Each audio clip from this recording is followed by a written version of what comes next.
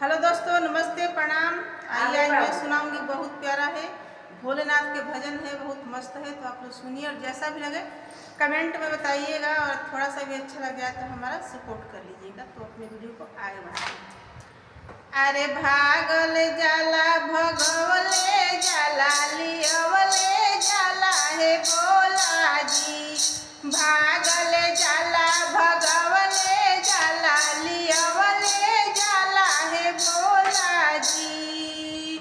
अपने बैठे पूजा करेला जलवा के भेजे है भोला जी, अपने बैठे पूजा करेला जलवा के भेजे है भोला जी। जलवा में के मछलियाँ देखी के डर लगे है भोला जी, जलवा में के मछलियाँ देखी के डरवा लगे है भोला जी। भागल जाला भगवले जाला लियवले जाला है भोला जी, भागल भगवले जाला लियवले जाला है भोला जी।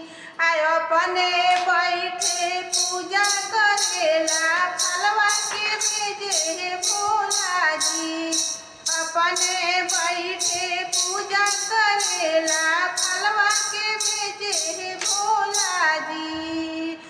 फलवा में के भंवरवा देखी के डरवा लगे है भोला जी, फलवा में के कोयलिया देखी के डरवा लगे है भोला जी।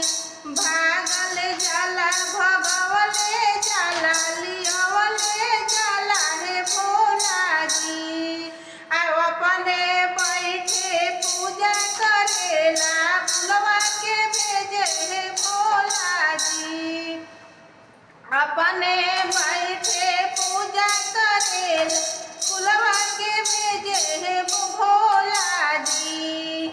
फुलवा में के भंवरवा देखी के डर लगे है भोला जी, फुलवा में के भंवरवा देखी के डरवा लगे है भोला जी। भागल जाला भगवले जाला लिया